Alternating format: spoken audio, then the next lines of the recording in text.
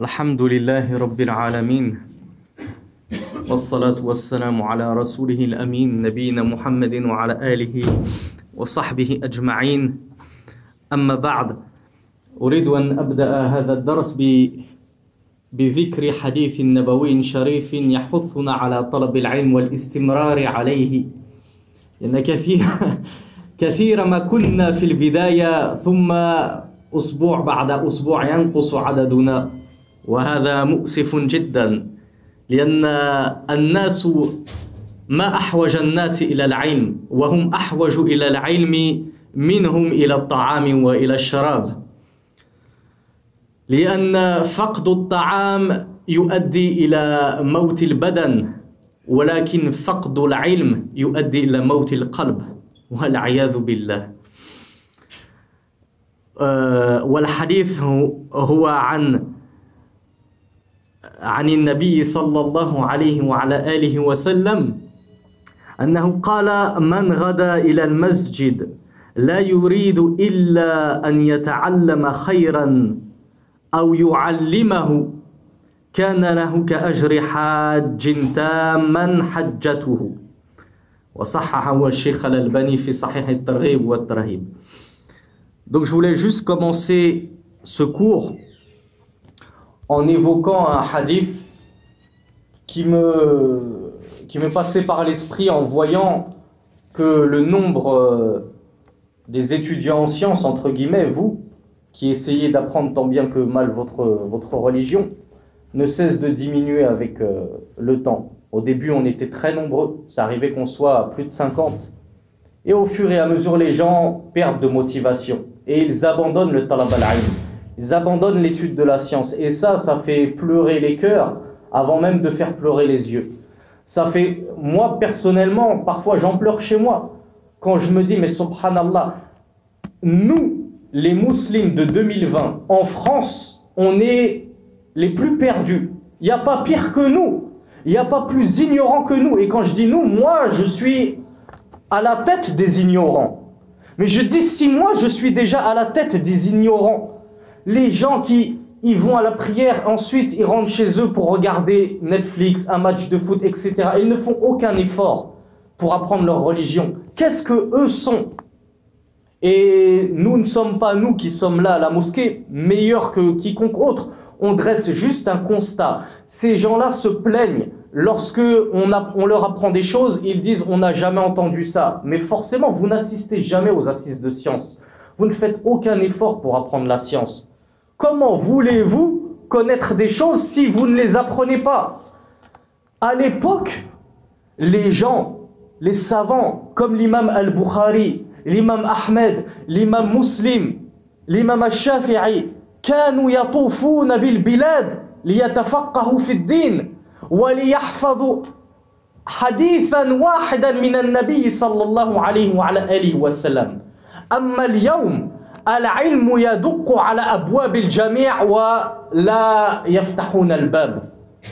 عجيب. À l'époque, les savants, c'est eux qui faisaient le tour de la planète en quête de quoi? En quête de science et parfois en quête d'un seul hadith. L'imam al-Bukhari, rahimahullah, l'imam Ahmed, l'imam Muslim, l'imam al-Shafi'i, ça leur est arrivé de faire des kilomètres et des kilomètres qu'on compte par centaines, parfois même par milliers. Dans quel but? Parce qu'on leur a dit, dans telle contrée très éloignée, il y a un homme qui a un hadith du messager d'Allah. Et il voulait absolument l'entendre de sa bouche pour pouvoir avoir un sanad. J'ai entendu ce hadith de cette personne, qui l'a entendu de cette personne, qui l'a entendu par exemple d'Abu Huraira, qui l'a entendu du messager d'Allah.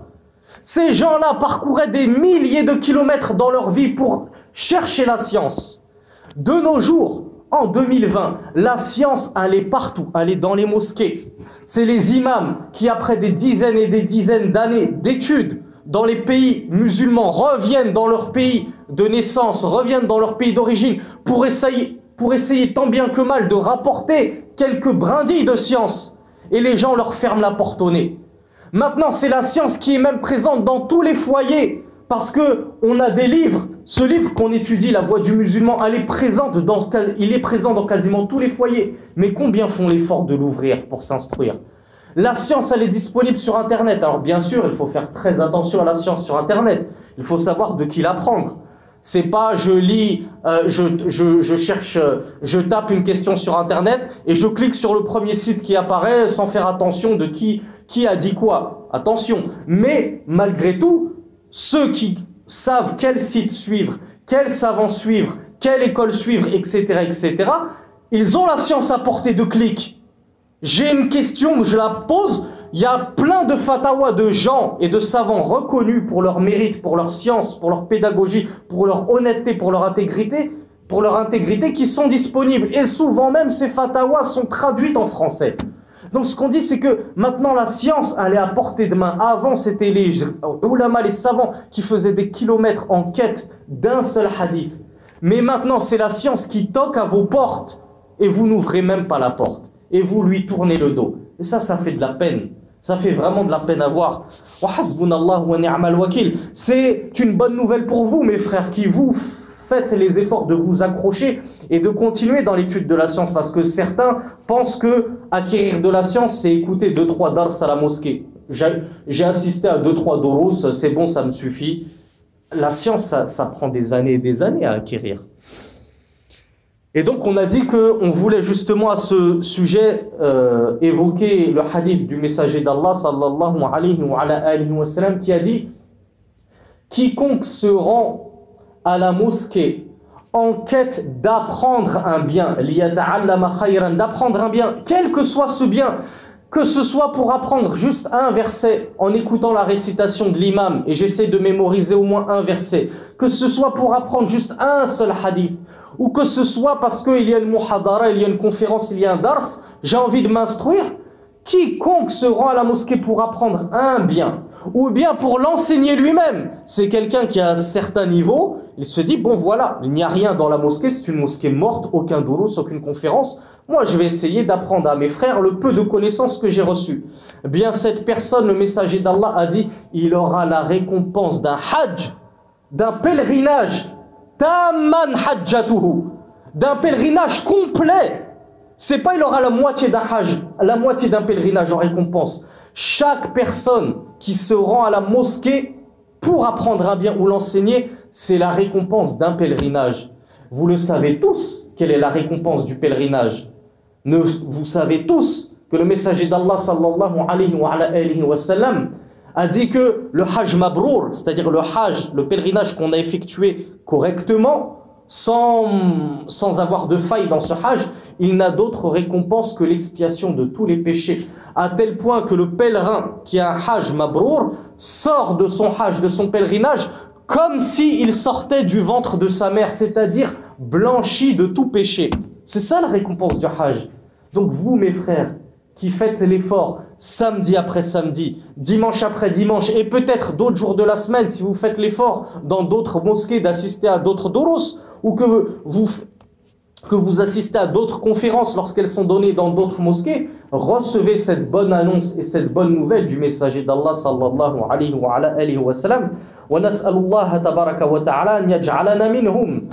On demande à Allah tabaraka wa ta'ala qui nous place parmi ces grands gagnants, qui font l'effort d'apprendre leur religion au quotidien et qui plus est dans les mosquées d'Allah tabaraka wa ta'ala, dans les maisons d'Allah, afin qu'ils aient la récompense pour chaque jour, pour chaque assise à laquelle ils ont assisté dans la mosquée, d'un hajj, d'un pèlerinage à la pleine récompense.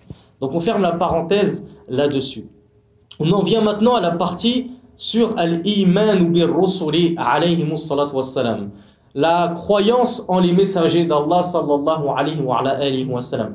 Et je n'ai pas envie de faire la même erreur que le cours dernier, la croyance, je crois, en les livres d'Allah, où je vous ai dit que ça allait être un cours facile et rapide, et finalement je me suis étalé pendant 1h20. Et je m'en excuse s'il m'arrive parfois d'extrapoler et de m'étaler sur le sujet.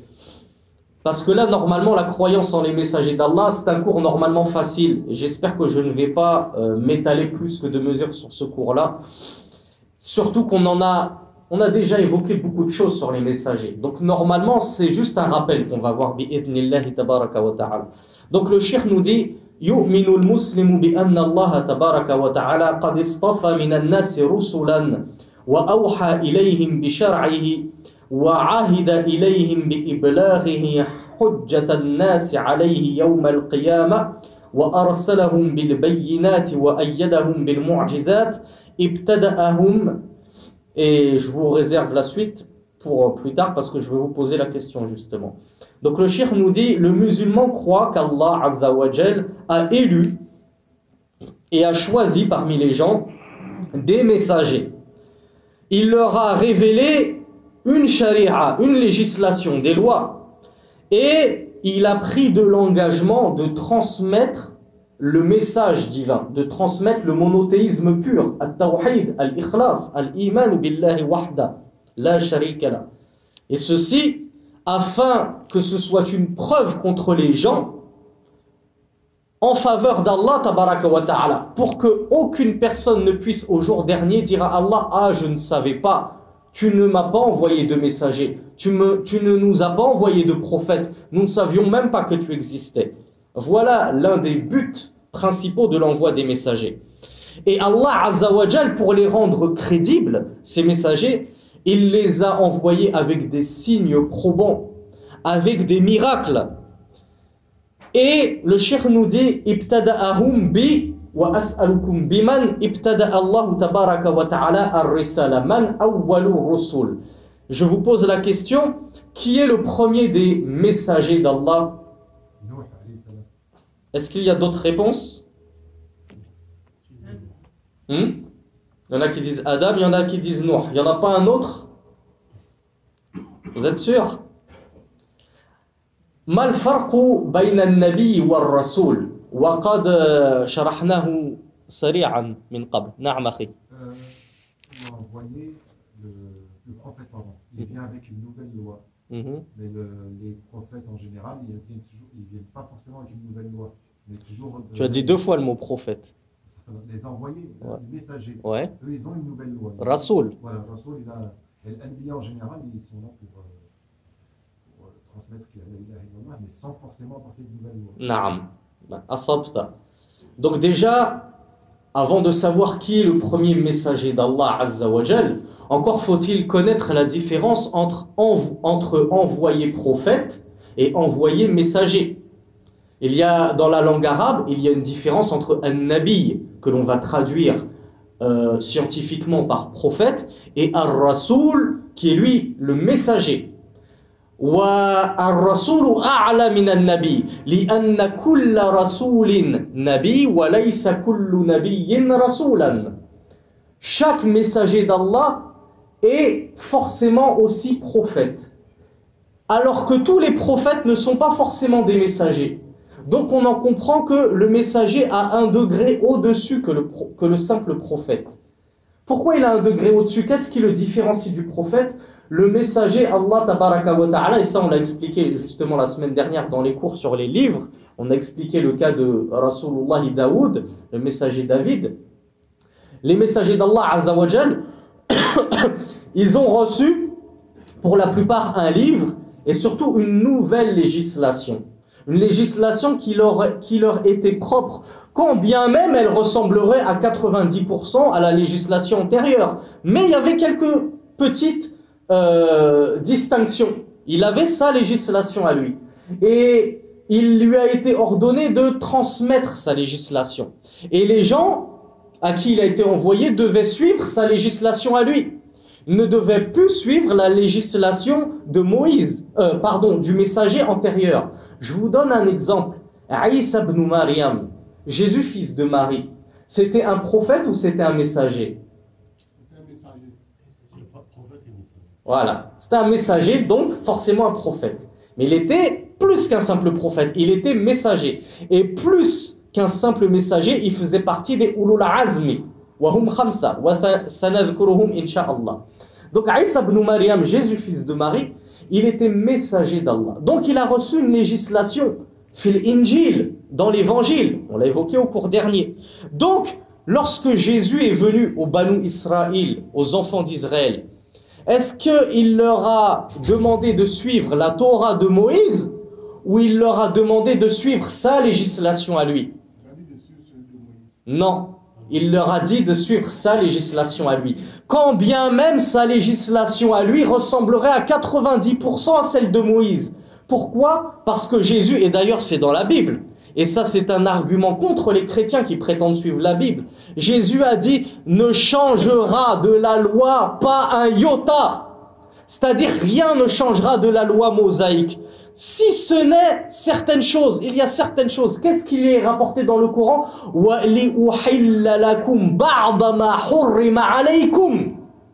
Allah Azza wa Jal, en citant Jésus, fils de Marie dans le Coran, Jésus a dit aux enfants d'Israël, aux Juifs, et afin que je vous rende halal une partie de ce qui vous a été rendu haram.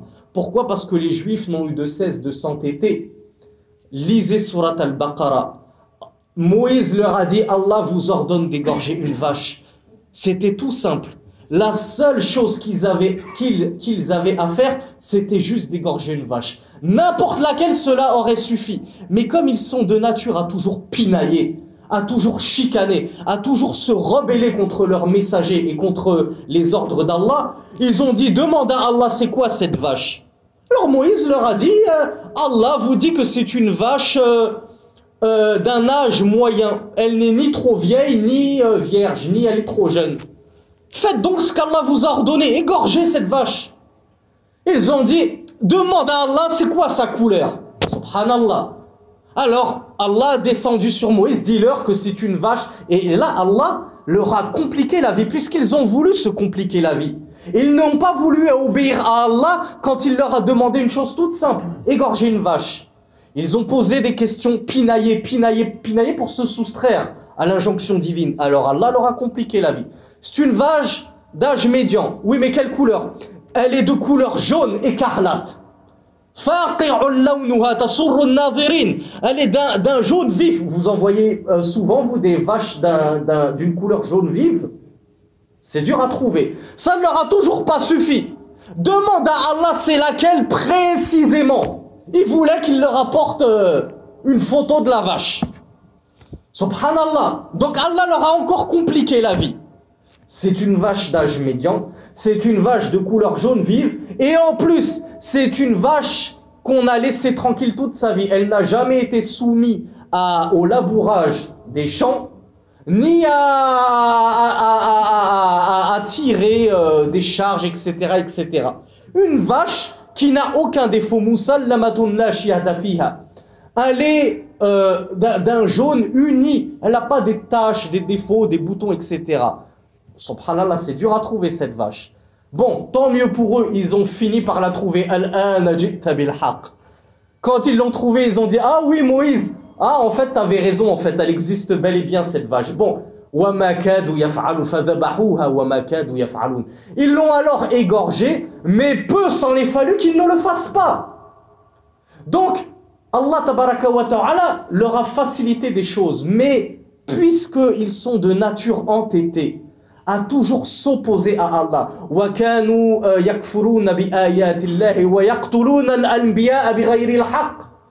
Et ils mécroyaient au verset d'Allah et ils tuaient les prophètes qu'Allah leur envoyait sans droit aucun.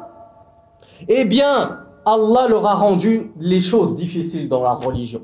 Il leur a interdit ceci, il leur a interdit cela, il leur a interdit cela. Maintenant, on avait évoqué brièvement chez les Juifs, il y a, je crois, à peu près 600 interdits. Ils ont la vie super difficile. Imaginez-vous que depuis le vendredi soir, lorsque commence le Shabbat, ils n'ont même pas le droit d'utiliser l'électricité. Vous imaginez toute une journée sans électricité. Ce qui fait qu'ils peuvent, celui qui habite au 10e étage, il ne peut même pas utiliser l'ascenseur. Il ne peut pas allumer les lumières, etc. Allah leur a rendu la vie compliquée parce qu'ils ont cherché cette complication. Ce n'est pas Allah qui a voulu pour eux la complication, c'est eux qui l'ont demandé cette complication. Alors Allah leur a donné ce qu'ils désiraient. Donc quand Jésus est venu, c'était une bouffée d'oxygène pour Banu Israël. Et ils auraient dû l'accueillir en grande pompe.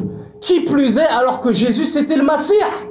C'était le Messie. C'est celui qui est venu les délivrer de l'oppression dans laquelle ils étaient. Et au lieu de l'accueillir comme le Sauveur, comme le Messie, ils ont cherché à le faire tuer et à le faire crucifier. Mais ils n'ont pas réussi à le crucifier.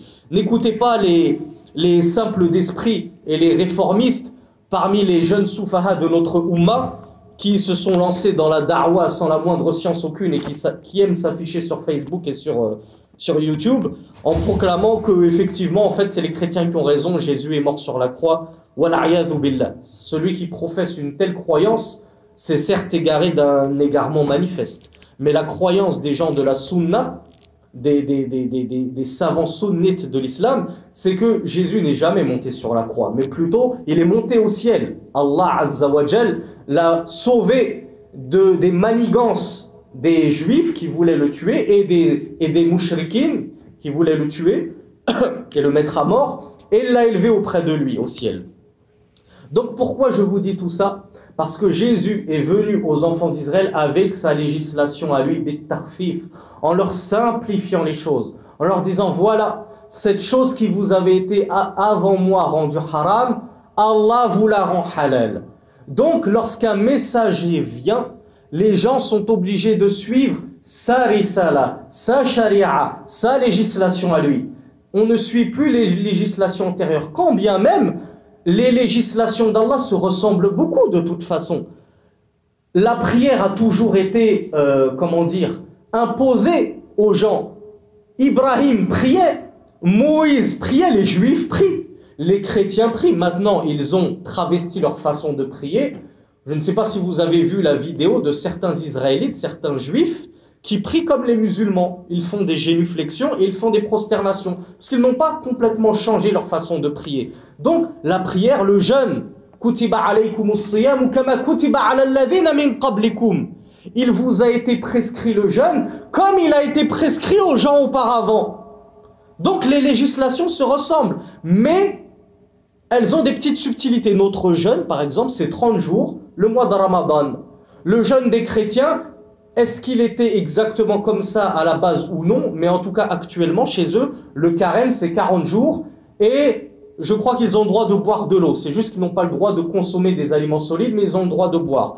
Mais les législations se ressemblent. Donc voilà pour vous dire la différence entre un messager d'Allah, un rasoul, et un nabi qui n'est que prophète. Le rasoul, il a reçu une législation, souvent un livre, et il a été ordonné de la transmettre et les gens sont obligés de le suivre.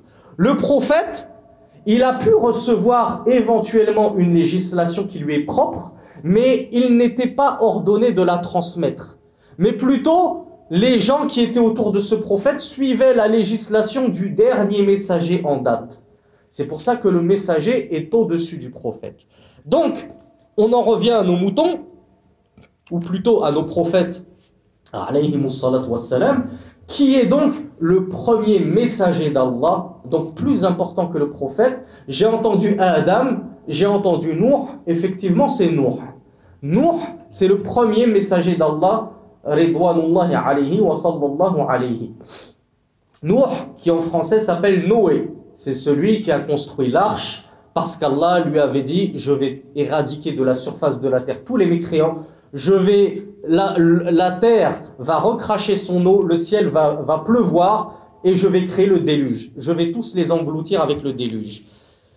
Et Adam, lui, c'est le premier des anbiya, c'est le premier des prophètes, mais il n'était pas rasoul, il n'était pas messager.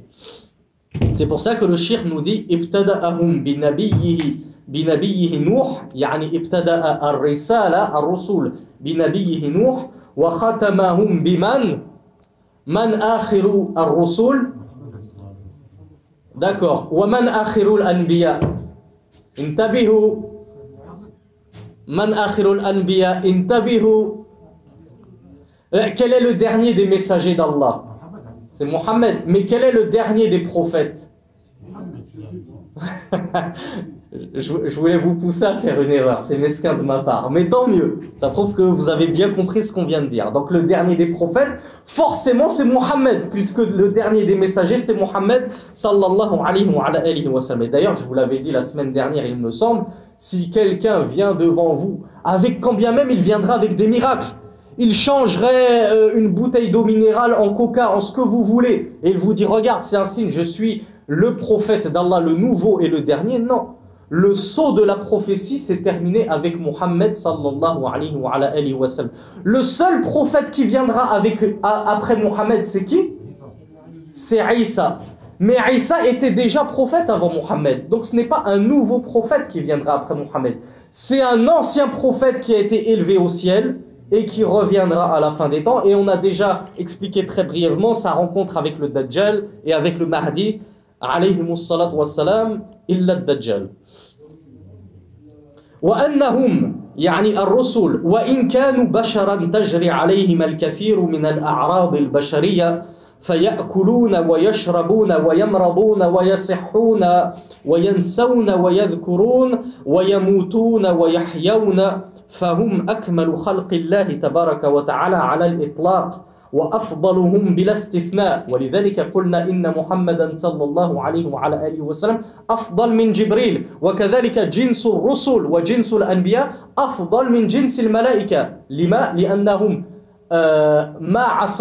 ما عصوا الله تبارك وتعالى باختيارهم وما كانوا مجبورين على طاعة الله تبارك وتعالى وأنه لا يتم إيمان عبد إلا بالإيمان بهم جميعا جملة وتفصيلا وذلك للأدلة النقلية والعقلية الآتية. Donc le cheikh nous dit, et cependant les messagers d'Allah tabaraka wa ta'ala, et qu'Allah prie sur eux, n'en demeuraient pas moins des hommes. Ils étaient mortels, ce n'étaient pas des demi-dieux et encore moins des dieux complets, comme ont hissé certains gens du livre, certains de leurs envoyés, comme Jésus, comme Oseille. Donc il n'en demeurait pas moins des hommes sur lesquels s'appliquait tout ce qui s'applique aux autres hommes. Ils avaient besoin de manger, ils avaient besoin de boire, ils tombaient malades et ils recouvraient la santé. Ils oubliaient, ça leur arrivait d'oublier, alors bien sûr pas dans la législation, parce que lorsque il leur survenait une petite faille dans la législation, tout de suite Allah les corrigeait. Il ne pouvait pas les laisser faire des erreurs dans la législation d'Allah pour qu'ensuite ça se transmette de génération en génération. Mais en dehors de la législation, dans les affaires de la dunya, dans les affaires de la vie terrestre, ça pouvait leur arriver de se tromper. Ils oubliaient, ils se rappelaient. D'ailleurs, le messager d'Allah, sallallahu alayhi wa sallam, Muhammad, lui-même, il lui est arrivé une fois d'oublier un verset en pleine prière. Et aucun de ses compagnons n'a osé le corriger. Ils avaient peur, ils ne comprenaient pas ce qui se passait. Donc après, il les a sermonnés, il leur a dit, mais pourquoi ne m'avez-vous pas rappelé la suite de la lecture? J'ai oublié un verset. Ça arrive, c'est un homme, c'est Rasulullah, mais c'était quand même le meilleur des hommes. Et ils meurent et ils vivent. Tous les messagers sont destinés à mourir. Même Jésus, lorsqu'il reviendra, alayhi salatu wassalam, il mourra ensuite. Donc ce sont la plus parfaite de la création d'Allah, comme on l'avait expliqué il y a quelques semaines. Ce sont les meilleures des créatures d'Allah tabaraka wa ta'ala. Ils sont même encore mieux que les anges, parce qu'ils ont choisi d'obéir à Allah en leur âme et conscience, alors qu'ils avaient le choix. Ils avaient le choix de désobéir à Allah tabaraka wa ta'ala, alors que les anges, eux, n'ont pas le choix. Ils ont été façonnés de sorte qu'ils obéissent toujours à Allah. Ils ne peuvent pas désobéir à Allah. C'est inné chez eux. C'est intrinsèque. Et le cheikh nous dit, la croyance d'un serviteur, et ça on l'a expliqué plusieurs fois, ne pourra être complète, ne pourra être viable, si ce n'est lorsqu'il croira en tous ses messagers et anbiya. Jumlatan wa tafsilan. Qu'est-ce que ça veut dire? Ça veut dire que nous, les musulmans, nous sommes tenus, et d'ailleurs l'humanité entière, est tenue de croire en tous les messagers. Jumlatan, c'est-à-dire nous croyons en tous les messagers qu'Allah tabaraka wa ta'ala a envoyés. Nous croyons en tous les prophètes qu'Allah tabaraka wa ta'ala a envoyés, quand bien même nous ne les connaissons pas tous par leur nom et nous ne connaissons pas tous leurs histoires. Mais combien sont-ils les prophètes et les messagers? Comme adadul anbiya wa rusul. 300 et quelques messagers, 360, et 100 000, 110 000 ou 140 000 en tout. À la louche. Il y a quelqu'un qui a des chiffres plus précis? 114. Hein? 114. 314. Ah, presque. Presque. T'en as rajouté un. Et les anbiya? 5 anbiya? Ça fait pas beaucoup là. 200 000. Un peu plus que 1000 quand même. 200 000, ouh, ça fait beaucoup. 120 000. 1400. C'est bon. Donc là, on a les chiffres exacts. À nous tous, on a réussi à retrouver nos chiffres. Est-ce que nous répétez parce que Issa, Naam. est-ce qu'il a fait un livre avant de partir? Il a reçu Al-Injil, Akhi. On l'a dit la semaine dernière. Al-Injil, l'évangile. Allah lui a donné l'évangile. Oui, mais est-ce que lui, il a écrit comme... Non, il n'écrit pas de livre, c'est la révélation. Les Rasul n'écrivent pas de livre, ils transmettent le livre d'Allah. Tabaraka wa ta'ala. Inch'Allah, on développe après le cours, Akhi, parce que c'est enregistré. Là, moi, je voulais savoir quel est... Après, on développe après le cours, Inch'Allah, tu reviens pas, d'accord? Parce que c'est enregistré, j'ai pas envie qu'on s'égare trop. Donc, il nous est ordonné de croire en tous les messagers et en tous les prophètes, mais ils sont nombreux et on ne les connaît pas tous. Et on va le voir dans les hadiths que cite le shir. Les messagers, ils sont 313 et les prophètes sont 120 000. Nous, on doit croire qu'Allah tabaraka wa ta'ala a envoyé 120 000 prophètes. Et on croit au message du tawhid, de l'unicité d'Allah qu'ils ont apporté. Et on les aime, quand bien même on ne les connaît pas tous, ces 120 000. Même dans la Bible, ils ne sont pas tous rapportés. Et Dieu sait qu'il y a beaucoup d'envoyés qui sont évoqués dans la Bible. Mais les 120 000, non. Personne ne les connaît tous, si ce n'est Allah Azza wa Jal. Donc ça, c'est la croyance jumlatan. De manière générale, on croit et on aime ces 120 000 prophètes. Wa tafsilan, et de manière détaillée, on croit encore plus à tous les prophètes et envoyés qui ont été spécifiquement nommés dans le Coran. Et on essaye un minimum d'étudier leur histoire, d'étudier leur vie. Qui était Ayoub? Qui était Sulaiman? Qui était Haroun? Quelle est son histoire? Qu'est-ce qu'il a fait? C'est bien d'étudier. Et ces histoires sont narrées dans le Coran pour la plupart. Certaines histoires sont plus détaillées que d'autres. Il est bon de les apprendre, de les enseigner à nos enfants, etc., etc. Donc, quelles sont les preuves de tout cela? De l'envoi des messagers. Le cheikh nous dit إخباره تعالى عن رسله وعن بعثتهم ورسالتهم في قوله وَلَقَدْ بَعَثْنَا فِي كُلِّ أُمَّةٍ رَسُولًا أَنِ اعْبُدُوا اللَّهَ وَاجْتَنِبُوا الطَّاغُوتَ.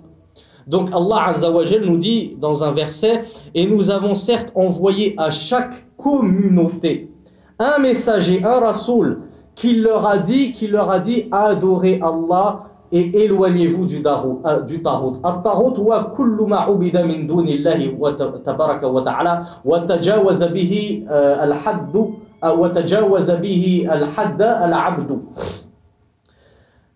Allah Azza wa Jal nous dit nous avons envoyé à chaque communauté un prophète, un messager, et ça c'est très important, afin qu'il n'y ait pas une seule communauté. Par exemple, la communauté des Chinois, on pourrait penser que les Asiatiques, les Chinois, les Japonais, toute cette communauté de l'Asie méridionale et l'Asie mineure, on pourrait dire, mesquines, les pauvres, eux, ils n'ont jamais de rasoul. Nous, les Arabes, on a eu un rasoul, les Juifs, ils ont eu un rasoul, mais les Chinois, ils ont eu un rasoul, bien sûr. Tout peuple, toute communauté a eu son rasoul, a eu un messager, qu'il soit mentionné dans le Coran ou pas. Pourquoi? Parce que sinon, il pourrait se retourner contre Allah au jour dernier et dire, oh Allah, tu as envoyé aux Juifs un messager, tu as envoyé aux Arabes un messager, et nous, tu ne nous as envoyé personne. Comment pourrions-nous être guidés? Donc, afin de contrer cet argument, Allah a envoyé à chaque communauté un messager. Les anciens Incas et Mayas qui vivaient dans l'Amérique du Sud, Allah a envoyé à cette communauté un messager. Qu'il nous soit connu, que nous ayons des détails sur lui ou non. Ce qui est sûr, c'est que Allah a envoyé à chaque communauté son messager, afin qu'il n'ait aucun argument face à Allah tabaraka wa ta'ala. Et comme on l'a dit, tous ces messagers avaient le même message. La ilaha illallah wahdahu la sharika la.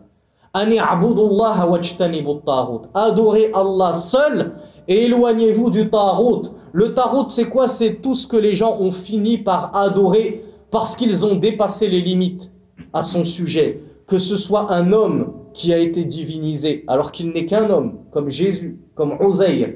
Que ce soit un ange qui ont été divinisés. Que ce soit des djinns qu'on a adorés en dehors d'Allah. Que ce soit des arbres.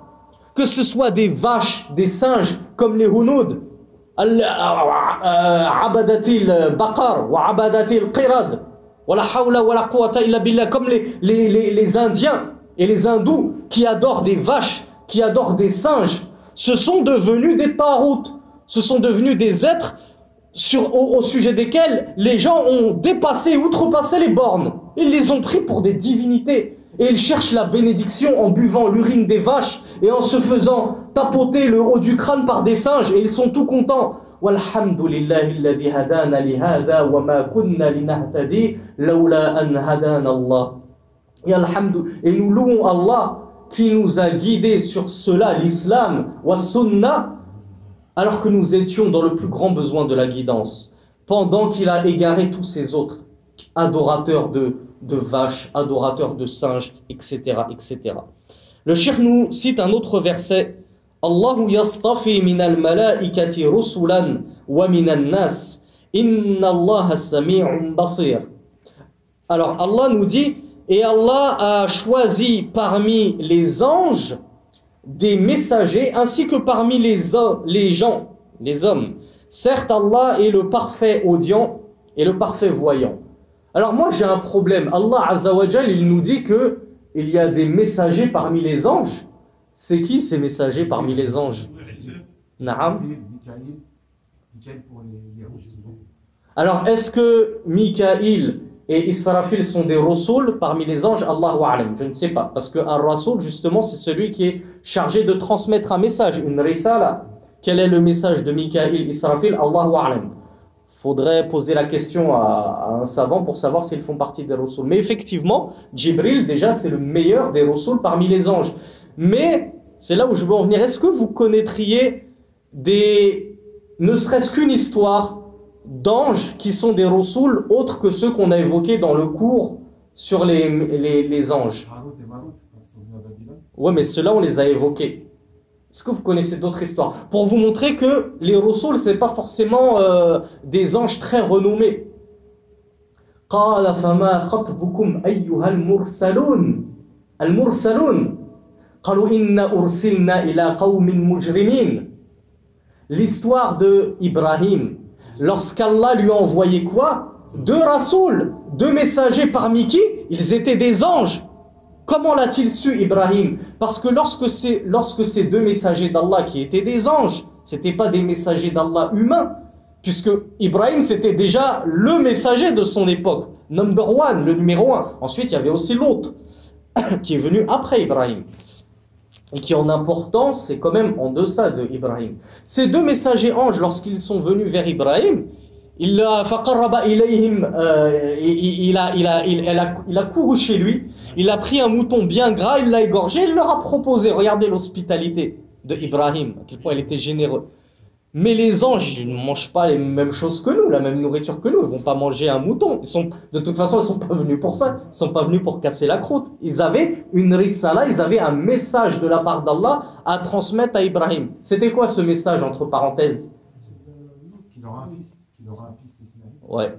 Et qu'ensuite, Voilà. C'était un double message. À la base, ils sont venus pour lui annoncer la bonne nouvelle de son fils, parce qu'il était stérile à la base, ou plutôt sa femme était stérile. Donc, alors qu'il avait atteint la vieillesse, Allah, par ses messagers, lui a fait la bonne annonce d'un fils. Et ensuite, effectivement, Ibrahim, il était tellement mouchfiq, il avait tellement de compassion pour le genre humain, et notamment pour l'autre qui était un messager d'Allah. Il leur a dit, et ces anges sont venus lui dire, nous allons détruire ce peuple infidèle qui a refusé de croire. Et Ibrahim, par la suite, leur dit, mais il y a inna fihim Loutan, il y a parmi eux l'autre. Donc, ils lui ont... Bon, là n'est pas le sujet. Donc, tout ça pour vous dire qu'effectivement, Allah envoyait des messagers parmi les anges. Ces messagers, ce n'est pas des anges connus comme Jibril, etc., etc. Mais c'était 2 messagers parmi les anges. Donc, il y a des messagers anges et il y a des messagers hommes.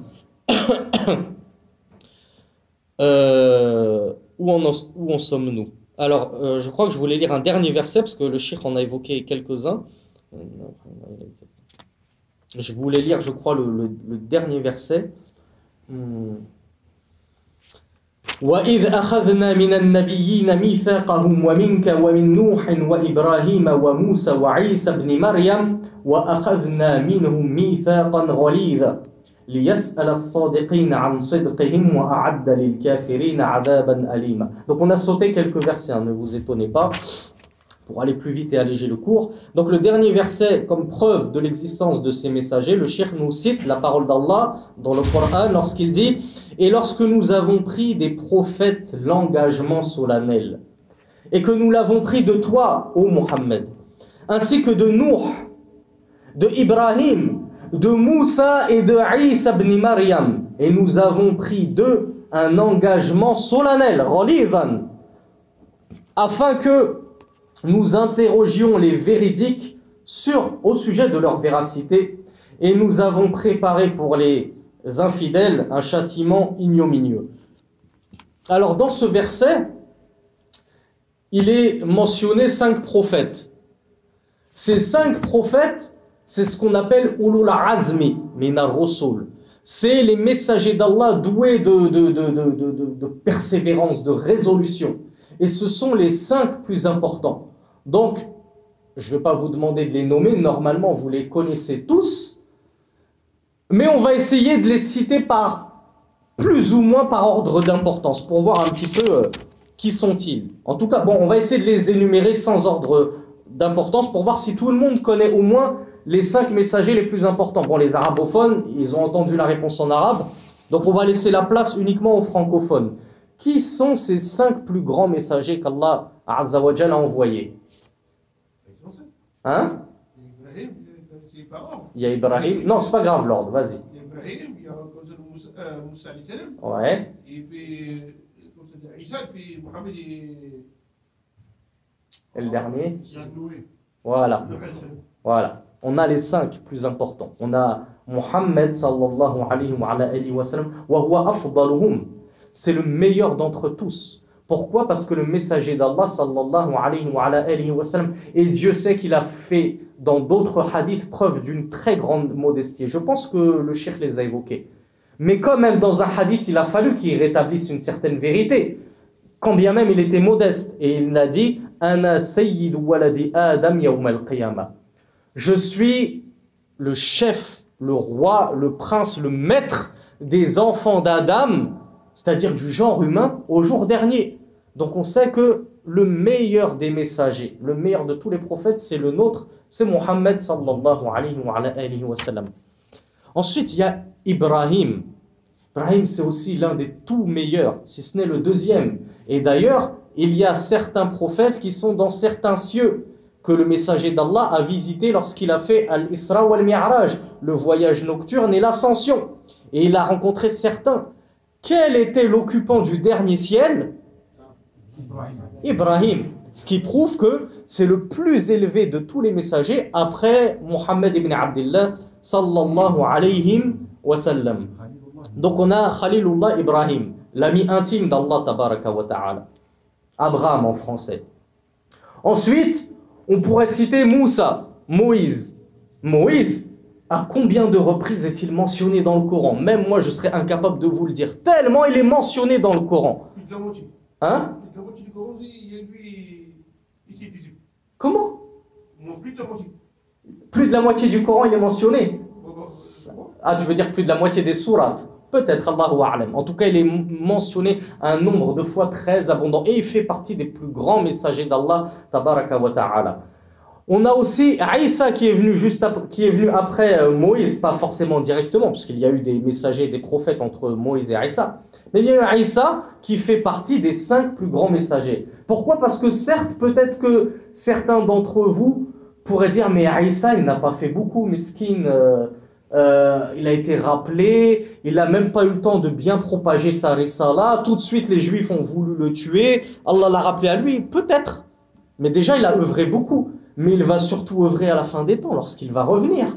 Là, son rôle va rayonner dans le monde entier. Et grâce à Allah en tout premier lieu, puis par Isa, à ce moment-là, comme l'a dit le messager d'Allah, ou plutôt c'est dans le Coran, il n'y aura plus personne sur terre qui refusera de croire en Isa. Tout le monde croira en lui. Tout le monde sera croyant à ce moment-là. Il va tuer le Dajjal et il va faire régner la paix dans le monde. Donc il a un rôle à jouer extrêmement important à Isa. C'est pour ça qu'il fait partie des 5 meilleurs. Et enfin le 5e, c'est Noé. Pourquoi Noé? Combien d'années a vécu Noé? Nour? Ça, c'est juste Darwa, ça. 950, c'est juste Hein? Darwa. Oui, c'est ça la question que je voulais vous poser. Combien d'années a-t-il prêché Noé? Combien a-t-il prêché son peuple? 950. Hein? 950 ans. 950 ans? 120? En tout cas, Allah tabaraka wa ta'ala nous dit فَلَبِثَ فِي قَوْمِهِ أَلْفَ سَنَةٍ إِلَّا 50 عَامًا. Il est resté auprès de son peuple, donc très certainement pour les appeler à Allah tabaraka wa ta'ala. En tout cas, Allahu a'lam, est-ce qu'il a prêché durant ces 950 ans ou il est juste resté parmi son peuple 950 ans et il a prêché un peu moins? C'est pas le plus important. Le plus important, c'est qu'Allah nous dit 1000 années moins 50.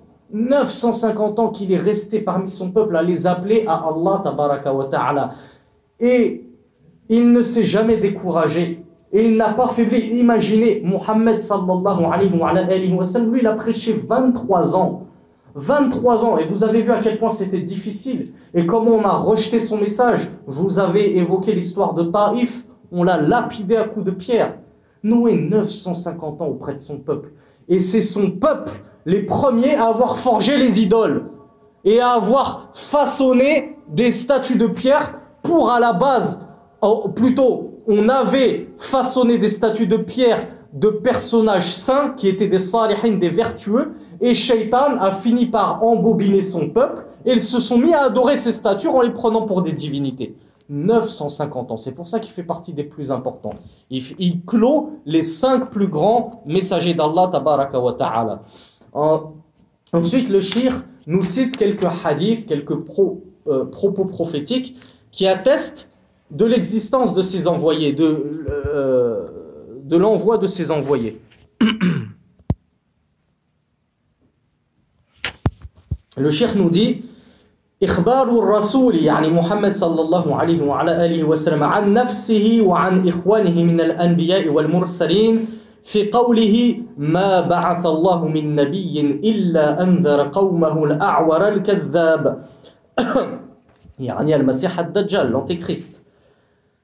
وفي قوله لا تفاضلوا بين الأنبياء. وفي قوله لما سأله أبو ذر عن عدد الأنبياء والمرسلين منهم فقال 120,000 والمرسلون منهم 313.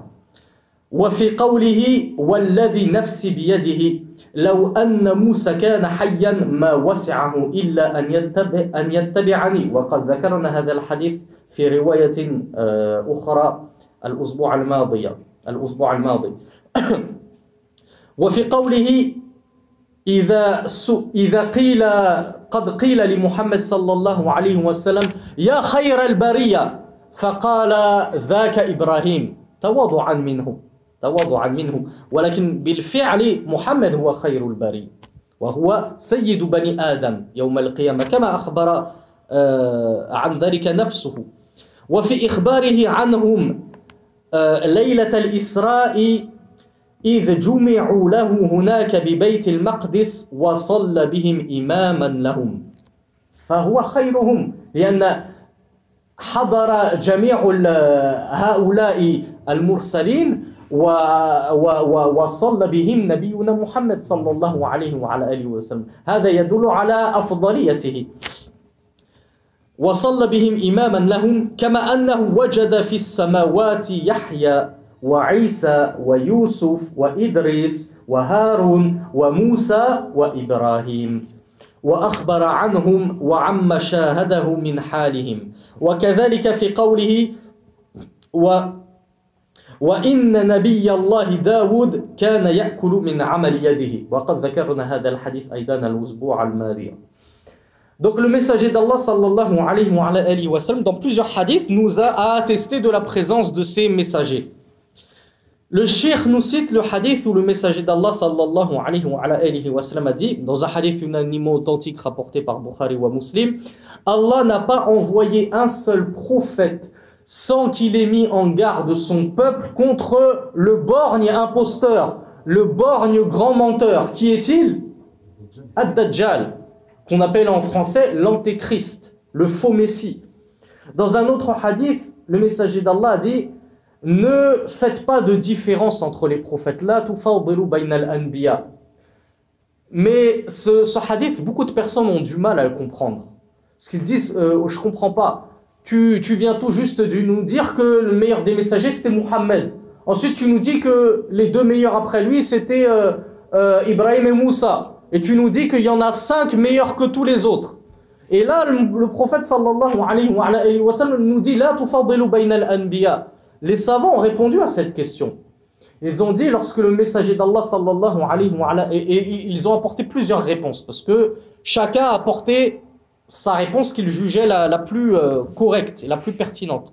Il y en a qui ont dit « La tufadilu bayna al-anbiya », c'est-à-dire « ala sabili al-asabiyya », c'est-à-dire ne faites pas de différence entre les prophètes par patriotisme, entre guillemets, par nationalisme. Comme ce prophète-là, il est de votre race, vous les Arabes, vous allez dire le meilleur c'est Mohammed. Pourquoi? Parce que c'est un Arabe. Et il y en a d'autres, par exemple des Juifs convertis à l'islam, des Israélites qui auraient embrassé l'islam, et il existe, hein, alhamdoulilah, on a nos frères, nos anciens frères juifs qui ont embrassé l'islam. Ben, si ils ont encore gardé des vestiges du patriotisme, ils risquent de dire non, mais le meilleur c'était quand même Moïse. Parce que, bon voilà, il est content parce que Moïse c'était son prophète à lui, de sa race à lui. Nos frères qui étaient chrétiens et qui ont embrassé l'islam vont dire ah non, le meilleur c'est Jésus, c'est lui qui va tuer le Dajjal et tout. Donc voilà pourquoi les savants ont dit, c'est comme ça qu'il faut comprendre ce hadith. On ne fait pas de différence entre les prophètes ala sabil et al-asabiyya, parce que on a un parti pris pour l'un et pas pour l'autre. On les aime tous. Mais c'est vrai qu'il y en a des meilleurs que d'autres, mais ce n'est pas à nous de dresser ce jugement. C'est pas à nous de mettre un tel au-dessus d'un autre parce qu'il a la même race que nous, parce qu'il a été envoyé dans notre pays de naissance. Lui, il a été envoyé en Palestine. Moi, je suis d'origine palestinienne, alors c'est lui le meilleur. Et vous, votre Rasoul qui a été envoyé à la Mecque, il n'est pas meilleur. Non, c'est pas comme ça que ça se passe. Il y en a d'autres savants qui ont dit s'il ne faut pas faire de tafadul, kayla nanqusu min martabatihim wa sharafihim.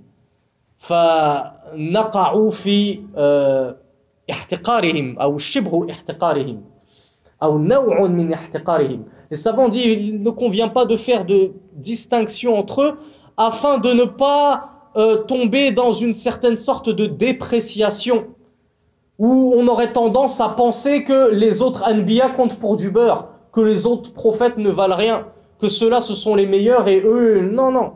On les aime tous, ils sont tous très très importants et on croit en chacun d'entre eux.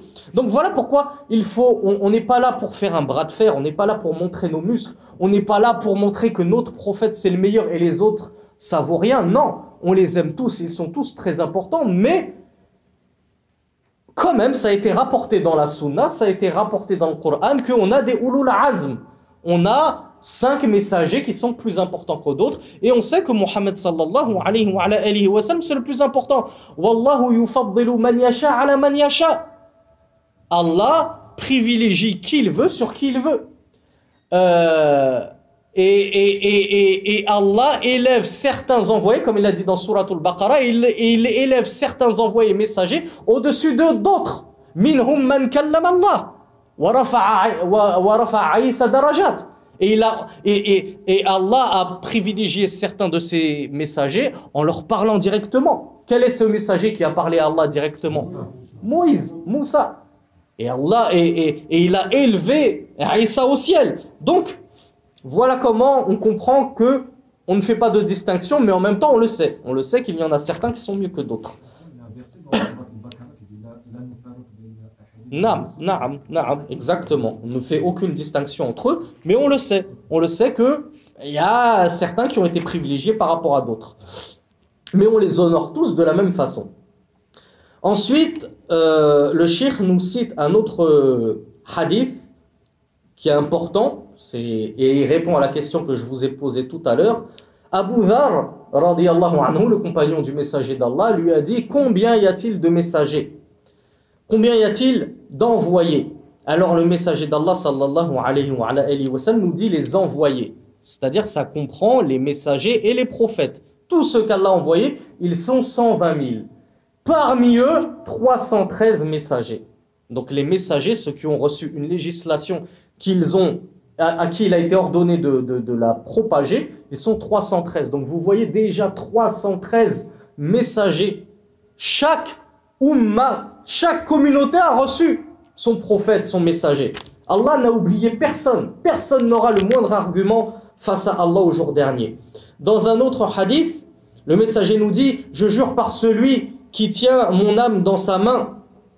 Si Moïse était toujours vivant, il n'aurait pas d'autre choix que de me suivre, que de suivre ma risala, que de suivre mon Coran, que de suivre ma sharia. Il aurait dû cesser de suivre sa Torah et sa législation à lui. » Dans un autre hadith, on a dit au messager d'Allah sallallahu alayhi wa sallam pour lui rendre éloge: ô toi le meilleur de la création, khayrul bariya, toi la meilleure personne ayant foulé la terre.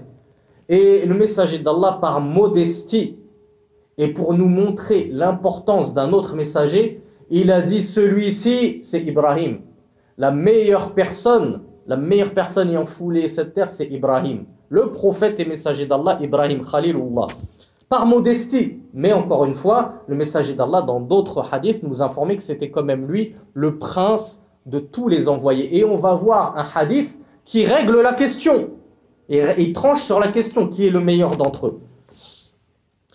Dans un autre hadith, alors je ne l'ai pas lu en arabe, Ma kana li abdin an yaqula inni khayrun min Yunus ibn Matta. Dans un autre hadith, le messager d'Allah nous dit: il ne convient pas à un serviteur de dire je suis meilleur que Yunus ibn Matta. Yunus, en français, c'est Jonas, l'homme au poisson, celui qui s'est fait avaler par le poisson. On avait évoqué brièvement son histoire il y a 3 ou 4 semaines à peu près. Matthieu, fils de Matthieu. Voilà. Qu'on appelle aussi Dhunnun, l'homme au poisson. Dans un autre hadith, le cheikh ne le cite pas, mais il nous explique le contexte. Il nous dit l'histoire de Al-Isra ou Al-Mi'raj, que j'espère que vous connaissez tous, parce que c'est une histoire fabuleuse. Et si vous ne la connaissez pas, courez chez vous, ouvrir votre Riyad Salihin pour la lire. Ou comme on l'a dit sur Internet, c'est disponible, alhamdoulilah. Le voyage et l'ascension nocturne que le messager d'Allah sallallahu alayhi wa sallam a fait premièrement de la Kaaba jusqu'à Bayt al-Maqdis, donc la mosquée à Jérusalem, puis de cette mosquée de Jérusalem jusqu'à ce qu'il soit allé auprès de son Seigneur. Ouais, avec le Buraq. Et durant son ascension nocturne, il a rencontré à chaque ciel un prophète. Donc le cheikh les a évoqués. Il a dit dans les cieux, il a rencontré Yahya, Jean. Il a rencontré Isa, Jésus. Il a rencontré Youssouf, Joseph. Il a rencontré Idriss. Je ne sais pas comment tu connais. Enoch. C'est Enoch, hein, il me semble. Idriss, il me semble que sa traduction c'est Enoch. Il a rencontré Aaron, le frère de Moïse. Il a rencontré Moussa, Moïse. Et il a enfin rencontré Ibrahim, Abraham au dernier ciel. Il les a tous rencontrés. L'histoire est très très belle. Ensuite, dans cette même histoire, il est rapporté qu'à Baytul Maqdis, donc dans la mosquée sacrée de Jérusalem, c'est la 3e mosquée sainte de l'islam. On a 3 mosquées saintes. On a la Mecque, la mosquée de la Mecque, on a la mosquée du prophète à Médine et on a Baytul Maqdis. Je crois que le cheikh nous le dit, il a dit إِذْ جُمِعُوا لَهُ هُنَاكَ بِبَيْتِ الْمَقْدِسِ وَصَلَّ بِهِمْ إِمَامًا لَهُمْ. Donc ces messagers d'Allah ont été réunis pour prier avec Mohammed sallallahu alayhi wa sallam une salat islamique comme celle qu'on fait. Moïse a fait une salat islamique, Abraham a fait une salat islamique, Jésus a fait une salat islamique. Parmi tous ces messagers si glorieux, il faut bien un imam. Ils n'ont pas chacun prié de leur côté. Qui a été leur imam? Qui leur a dirigé la prière? Muhammad ibn Abdullah sallallahu alayhi wa sallam. C'est notre messager Muhammad. C'était lui l'imam devant tous ces autres glorieux messagers. Donc, c'est pour ça que je vous ai dit, ça c'est une preuve qui coupe court à la discussion. Oui, là le fard de l'Ubayna, et comme l'a souligné si justement le frère, là nous farraqu bayna ahadim minhum, comme Allah Azza wa Jal nous le dit souvent dans le Coran, à plusieurs reprises dans le Coran. Nous ne faisons aucune distinction entre eux. Mais qui est l'imam de tous ces messagers? C'est Muhammad ibn Abdullah, c'est notre messager Muhammad sallallahu alayhi wa sallam. Et enfin, le cheikh nous cite un dernier hadith où il dit: certes, le prophète Daoud, donc David, mangeait moi je ne veux pas traduire de manière littéraliste parce que c'est ridicule, on va traduire par il mangeait de ce qu'il acquérissait à la sueur de son front, pour employer l'expression française la plus correcte. C'est-à-dire que, comme on l'a dit la semaine dernière ou il y a 2 semaines, voilà, le messager David ne se reposait pas sur ses lauriers, il n'attendait pas que la CAF descende chaque mois, il travaillait honnêtement. Il était quoi comme métier, David ? Mais laisse la place un peu aux autres, Harry. Laisse-les jouer un petit peu, là. Oh, on va le bâillonner, le frère, là. Masha'Allah. Ouais, il était forgeron. Et les Mufassiroun, les exégètes, disent que c'est lui. Ah bah tiens, on va coller le frère puisqu'il est si malin. Qu'est-ce qu'il a inventé, David, en termes de forge? Ah, il est incollable. Il est incollable. Je vais m'asseoir, je vais lui laisser ma place. David, les Mufassiroun, les exégètes, disent que c'est lui qui a inventé la côte de maille. Vous savez ce que c'est qu'une côte de maille? C'est ce qui se pose, c'est ce qui s'enfile avant d'enfiler l'armure. Et c'est fait de plusieurs maillons comme ça en fer forgé. Donc David était forgeron, il gagnait sa vie honnêtement, il vendait des armes, il fabriquait des côtes de mailles, des armures, etc., etc. Et il mangeait de ce qu'il peinait à gagner à la sueur de son front. Et ceci est notre modèle à nous les musulmans. Donc ensuite le cheikh nous dit brièvement, ça c'est un argument qu'il cite à chaque fois, il dit l'une des preuves de l'envoi de ces messagers, c'est la croyance de milliards de personnes avant nous qui ont cru en ces messagers. Les juifs ont cru en leurs messagers, les chrétiens ont cru en tous ces messagers et ils en ont rajouté un tiers. Et ça c'est une preuve que des messagers sont surgis pour les gens. Puisque si des messagers n'étaient jamais apparus aux gens, on n'aurait pas des milliards et des milliards de personnes qui se transmettraient ces récits de génération en génération.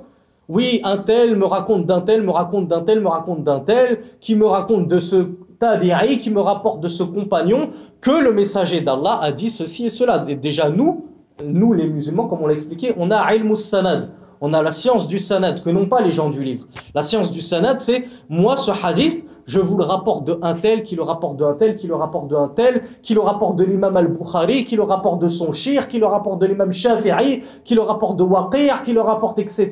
Et ça remonte jusqu'au messager d'Allah. Et avec cette chaîne, rien que cette chaîne, elle prouve que en bout de chaîne, en tête de chaîne, il y avait un messager d'Allah, sallallahu alayhi wa ala alihi wa sallam. Ensuite, le cheikh nous parle des preuves rationnelles, donc al-adillatul aqliya. Et il nous dit rububiyatuhu, yani rububiyatullah tabaraka wa ta'ala wa rahmatuhu taqtadiyan irsala rusulin minhu ila khalqihi liyu'arrifuhum bi rabbihim wa yurshiduhum ila ma fihi kamaluhum al-insani wa sa'adatuhum fil hayatayn al-ula wa ath-thaniya. Donc là, on va aller très vite sur ces arguments parce qu'ils ressemblent beaucoup aux arguments que le cheikh a avancés pour prouver l'envoi des livres. Puisque, après tout, l'envoi d'un livre, ça ressemble beaucoup à l'envoi d'un messager, puisque le messager est venu avec un livre. Et le messager a apporté ce qu'il développait, le contenu du livre. Donc, les preuves qui attestent de l'importance de l'envoi des livres, ça ressemble un petit peu aux preuves qui attestent de l'importance de l'envoi des messagers, puisque les deux sont corrélés et sont indissociables. Donc le cheikh nous dit, la seigneurie d'Allah et sa miséricorde impliquent indubitablement l'envoi de messagers, afin que la création d'Allah, les serviteurs d'Allah, tabaraka wa ta'ala, connaissent leur Seigneur. Puisque si Allah ne leur envoyait pas d'intermédiaire entre lui et eux, comment pourrions-nous connaître notre Seigneur? Comment saurions-nous quel est notre but sur terre? Qui nous a créés? Qui est notre Seigneur? Etc. etc. Donc, et comme on l'avait dit aussi la semaine dernière dans le cours sur les livres, la raison de l'homme, elle est déficiente. Elle est tellement déficiente, elle est tellement non parfaite que certains hommes voient le bien comme le mal et le mal comme le bien. Les pédophiles, les violeurs, on a expliqué, des gens qui trouvent ça normal de violer un enfant de 2 ans. Ils croient que c'est ça le bien. Donc, puisque notre raison est déficiente et qu'on n'a pas tous la même logique, la même argumentation, il est important et il est essentiel qu'Allah tabaraka wa ta'ala nous envoie un prophète pour nous dire ça c'est le bien, ça c'est le mal. Ça c'est le bien, approchez-vous de lui, ça c'est le mal, éloignez-vous de lui. Là, maintenant, on est tous placés à la même échelle. Quand bien même, moi, j'aurais une déficience intellectuelle et je croirais que ce mal, c'est bien, comme par exemple, excusez-moi, je sais qu'il y a des enfants, mais bon, c'est le cours qui va venir, Inch'Allah, le fait d'aller à sa femme alors qu'elle est en période de menstrue, moi, je crois que c'est un bien parce que j'ai des charwa et je me dis de toute façon, c'est pas grave, les menstrues, je vais me laver après. Ma'alish, Allah et son messager nous a dit, c'est un mal. Éloignez-vous de vos femmes. Donc avec l'envoi des messagers, on sait tous maintenant rééquilibrer la balance du bien et du mal. Le cheikh nous dit كونه تعالى خلق الخلق لعبادته إذ قال عز وجل وما خلقت الجن والإنس إلا ليعبدون فهذا يقتضي اصطفاء الرسل وإرسالهم ليعلموا العباد كيف يعبدونه تعالى ويطيعونه إذ تلك هي المهمة التي خلقهم من أجلها. Donc ça, ce dalil, je l'ai déjà expliqué à plusieurs reprises et je viens un petit peu de le réexpliquer. Il nous dit que voilà, puisque nous ne savons pas comment adorer notre Seigneur, et quand bien même, admettons qu'Allah nous fasse directement descendre les livres du ciel sans envoyer. Admettons qu'Allah nous ait fait directement descendre le Coran. Voilà, je reçois le Coran, descend du ciel, je le prends, je l'ouvre. Est-ce que parce que j'ai le Coran entre mes mains, je sais comment prier? On vous l'a déjà expliqué à moult reprises, mes frères. Ça ne suffit pas de lire le Coran pour savoir comment prier. Wa aqimus salat, d'accord, je vais accomplir la prière, mais oui, c'est quoi déjà la prière au juste? Ça se compose de quoi? Comment tu veux que je... Et la prière, et comment je sais qu'il y a 5 prières? Et comment je sais que la prière du Fajr, elle fait 2 unités, et celle du Maghrib, elle en fait 3? Et comment je sais si je dois lever la voix? Toutes ces choses-là, elles ne sont pas détaillées dans le Coran. Donc, ça ne suffit pas juste d'envoyer un livre. Il faut aussi envoyer un messager afin qu'il explique la religion d'Allah aux serviteurs d'Allah, tabaraka wa ta'ala. Le cheikh nous dit إن كون الثواب والعقاب مرتبين على آثار الطاعة والمعصية في النفس بالتطهير والتقديس ذلك أمر يقتضي إرسال الرسل وبعثة الأنبياء لئلا يقول الناس يوم القيامة إننا يا ربنا لم نعرف وجه طاعتك حتى نطيعك ولم نعرف وجه معصيتك حتى نتجنبها ولا ظلم اليوم عندك فلا تعذبنا فتكون لهم الحجة على الله تبارك وتعالى فكانت هذه حالا اقتضت بعثة الرسل لقطع الحجة على الخلق قال تعالى رسلا مبشرين ومنذرين لئلا يكون للناس على الله حجة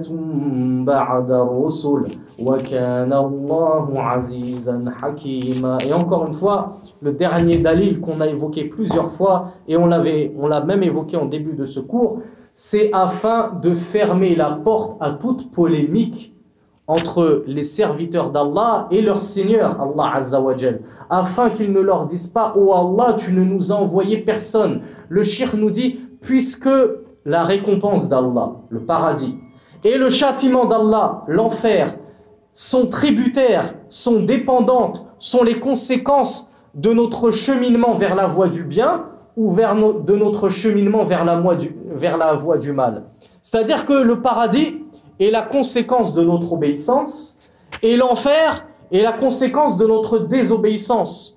Mais pour obéir et désobéir à Allah, encore faut-il que nous sachions en quoi lui obéir et en quoi lui désobéir. Qu'est-ce que l'obéissance d'Allah? Qu'est-ce que la désobéissance d'Allah? Car si nous ne le savions pas, le cheikh nous dit, nous pourrions objecter à Allah au jour dernier, « Oh mon Seigneur, tu ne m'as envoyé personne pour me dire qu'il fallait prier.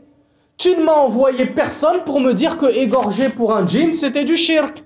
Tu ne m'as envoyé personne pour me dire que ceci était obligatoire et ceci était haram. » Donc le cheikh nous dit, puisque le châtiment et la récompense sont tributaires de l'obéissance et de la désobéissance, cela induit obligatoirement qu'Allah nous envoie des messagers afin de nous expliquer qu'est-ce que l'obéissance d'Allah, qu'est-ce que la désobéissance à Allah, afin de couper court aux arguments des gens. Et il nous cite le verset « où Allah Azza wa Jal nous dit des messagers, c'est-à-dire nous avons envoyé des messagers en guise de bonne annonce, la bonne annonce du paradis pour les croyants, et en guise d'avertisseur, je vous avertis contre un châtiment ignominieux et imminent pour ceux qui refusent ce message du tawhid, afin qu'il n'y ait plus pour les gens un hujja, un argument contre Allah tabaraka wa ta'ala après l'envoi des messagers.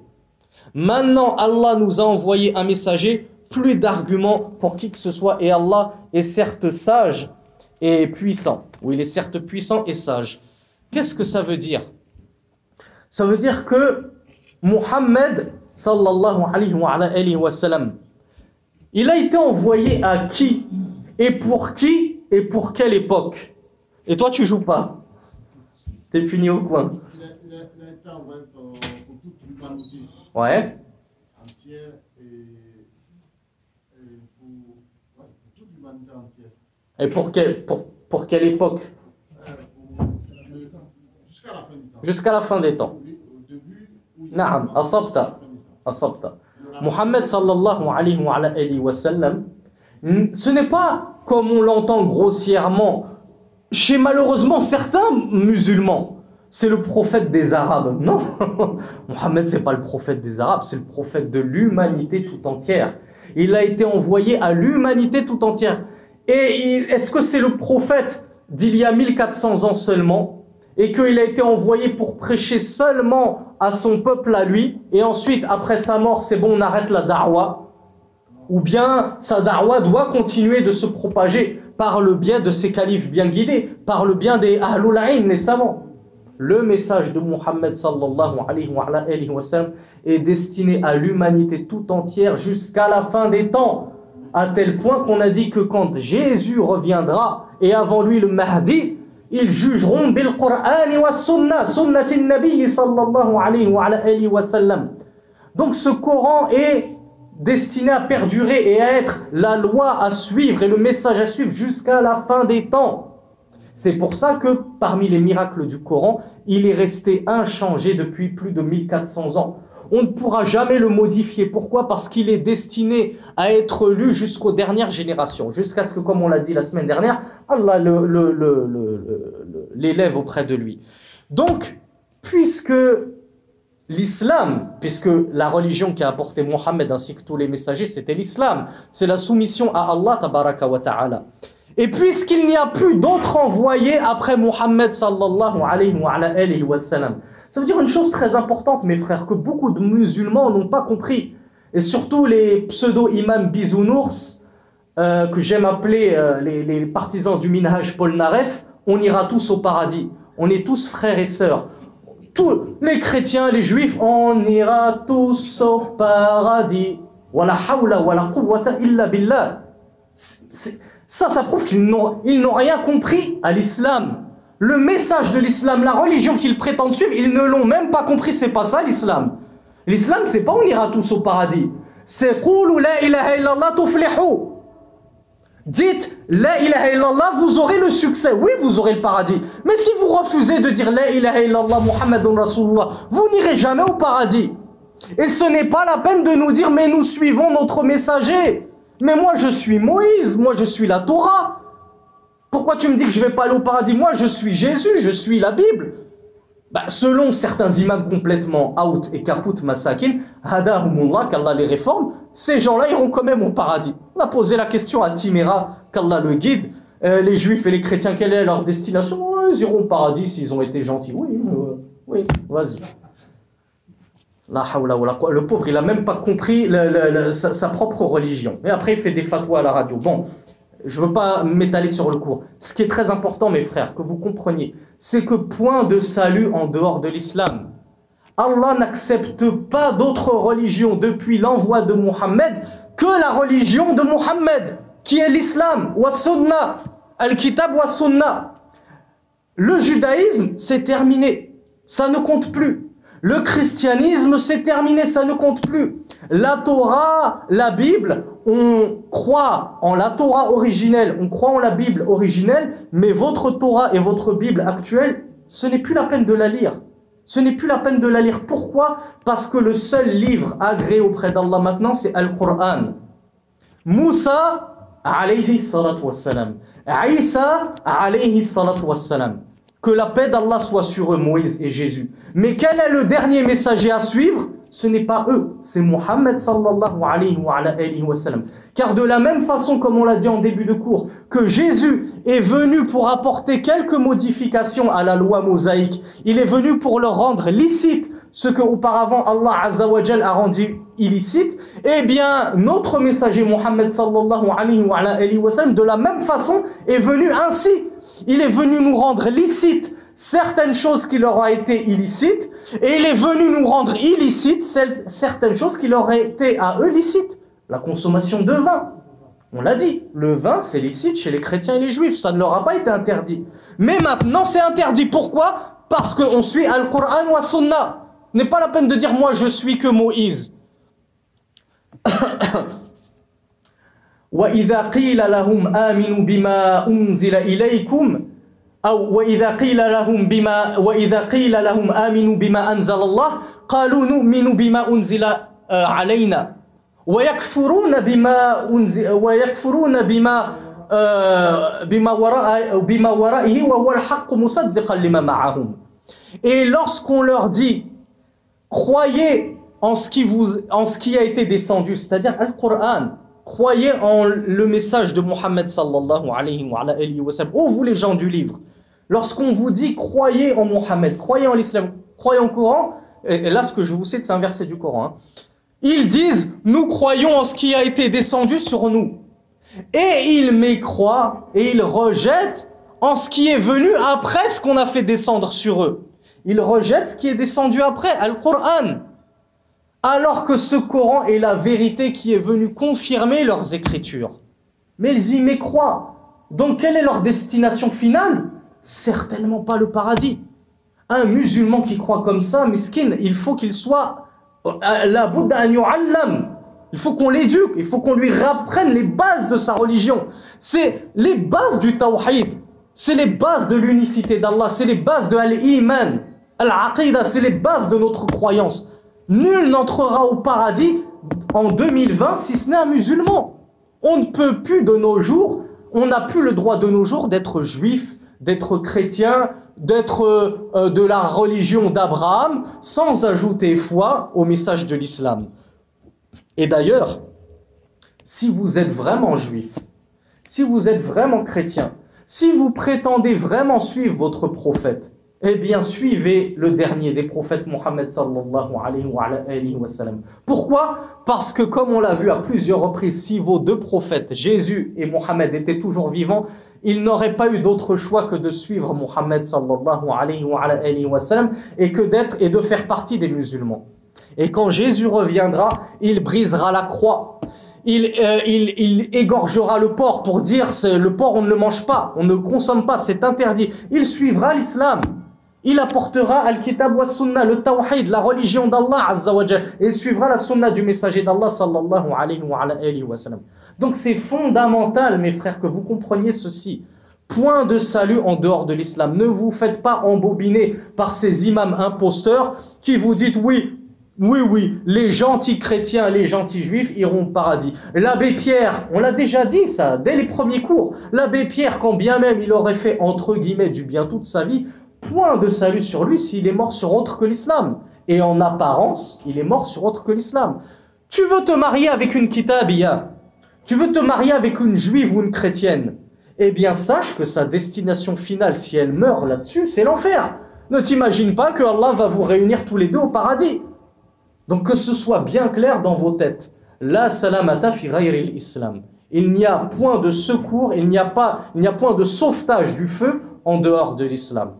أقول قولي هذا وأستغفر الله لي ولكم سبحانك اللهم وبحمدك أشهد أن لا إله إلا أنت أستغفرك وأتوب إليك والسلام عليكم ورحمة الله وبركاته.